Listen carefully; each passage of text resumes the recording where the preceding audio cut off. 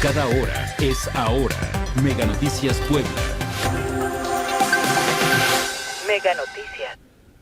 Excelente noche, ¿cómo les fue este jueves? Qué gusto que me estés acompañando aquí en Mega Noticias Puebla. Vámonos a un resumen, lo más relevante ocurrido durante este día. Inicio con el tema de nota roja. Y es que en Chietla fueron localizados 2 hombres sin vida durante las primeras horas de este jueves, en hechos distintos ocurridos con pocas horas de diferencia. El primer hallazgo se registró en la comunidad de San Miguel La Toma, sobre la calle Niño Perdido, en donde autoridades encontraron un cuerpo envuelto en bolsas de plástico con un mensaje amenazante firmado por un alias delictivo. Más tarde, en la colonia El Organal, fue localizado un segundo hombre sin vida con impactos de bala visibles y signos de ejecución. En este caso no hubo un mensaje escrito, pero el patrón coincide con los hechos vinculados a disputas entre grupos delictivos que operan en la región sur del estado. La Fiscalía llevó a cabo las diligencias de ley para el traslado del cuerpo al anfiteatro y el inicio de las investigaciones. De manera preliminar, los reportes señalan que ambos casos podrían estar relacionados y formar parte de una misma confrontación criminal por el control territorial. Hasta el momento no se han dado a conocer las identidades oficiales de las víctimas ni se reportan personas detenidas.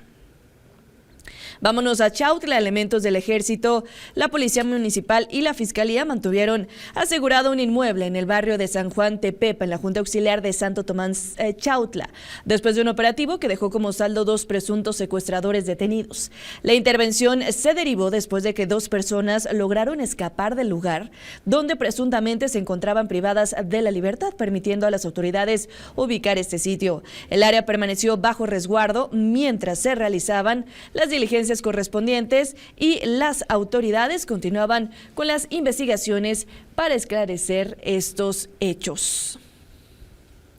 Oigan, y con respecto al panorama de inseguridad, de violencia que estamos viviendo, no solamente en Puebla, sino en todo el país, hablemos más allá, un poco de historia. Cuando se menciona el crimen organizado, la imagen que suele aparecer es la de poderosos cárteles y disputas violentas por el control de un territorio. Sin embargo, no siempre fue esa la cara más temida. Hubo años en los que el secuestro dominó el panorama delictivo en México, instalando el miedo en la vida cotidiana y convirtiéndose en el símbolo más crudo de la delincuencia organizada. Esta etapa marcó a toda una generación y transformó la manera en la que el país entendía la amenaza del crimen.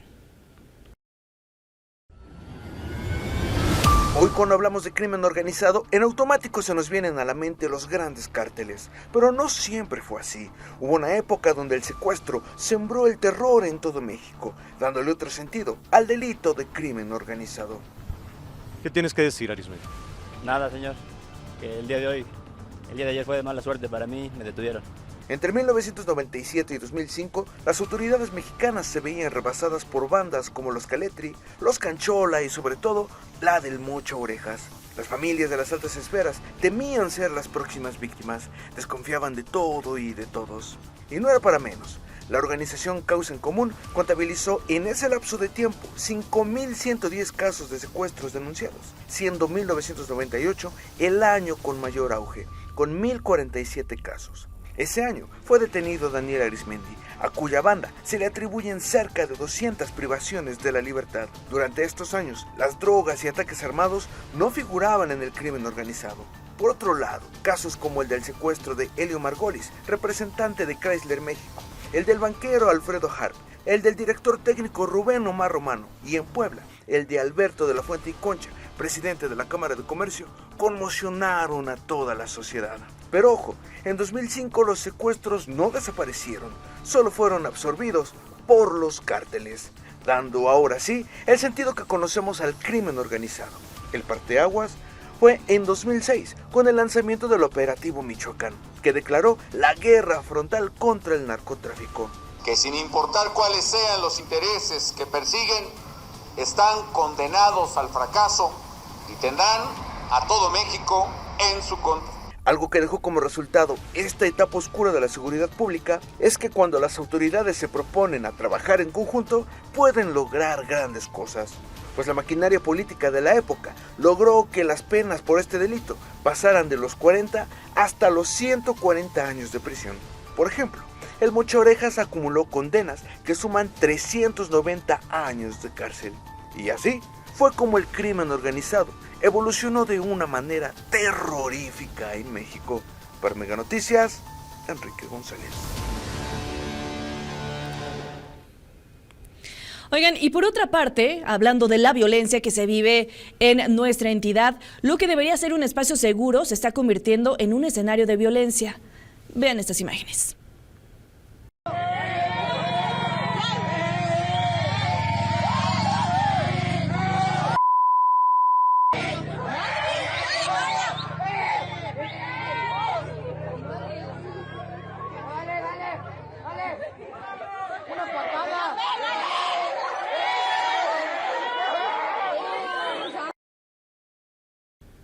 Y es que afuera de varias escuelas, las peleas entre estudiantes pues ya no sorprende. Lo que sorprende es la reacción de decenas de jóvenes alrededor, celulares en alto grabando, mientras nadie interviene. La agresión pues se vuelve un espectáculo y la indiferencia cómplice. ¿En qué momento normalizamos que la violencia se mire, se comparta y se viralice, pero no se detenga? Al respecto, platiqué con la maestra Giovanna Gaitán Ceja, psicóloga en la Ibero Puebla, sobre las consecuencias del bullying que se vive en nuestro país. Y esto me dijo.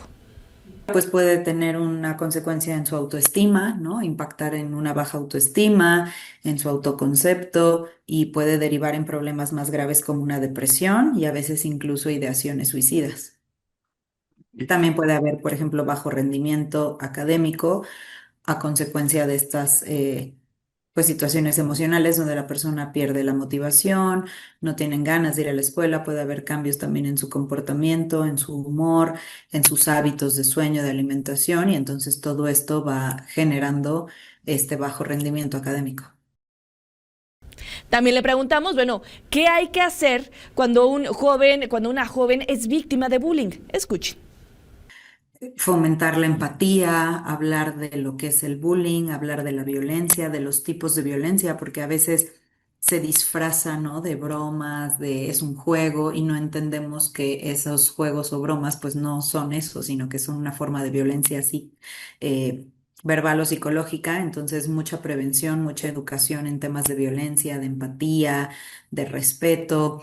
Y pues implementar también protocolos dentro de la escuela cuando sí se dé una agresión, no minimizarlo, porque muchas veces sin querer, ¿no? Las mismas instituciones lo permiten o lo promueven bajo estos discursos de que es un juego, es una broma, de que no iba con esa intención y entonces se minimiza la acción y el daño que se hace. Entonces también tener protocolos de seguridad, protocolos de no violencia, consecuencias reales cuando haya un tipo de acción así, hablar con los padres de familia, con los estudiantes y cuando haya un caso de violencia o de bullying, pues sí reportarlo y tomar acción. En la respuesta, ¿tú qué opinas? Recuerda, leo tus comentarios.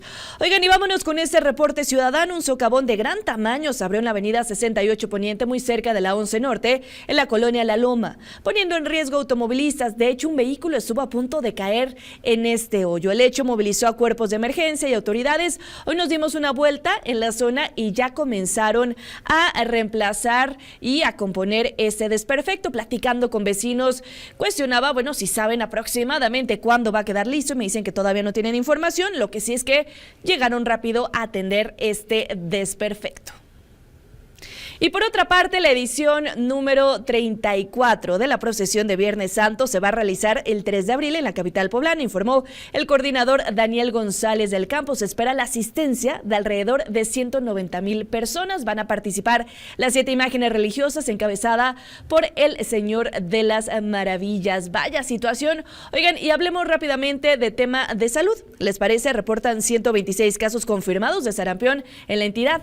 Si bien tenemos 354 casos probables, 164 descartados, 5 confirmados provenientes de otros estados. En 10 municipios se registran ya casos de sarampión. Muchísimas gracias por haberme acompañado. Que tengas una excelente velada. Síguete informando con Mega Noticias.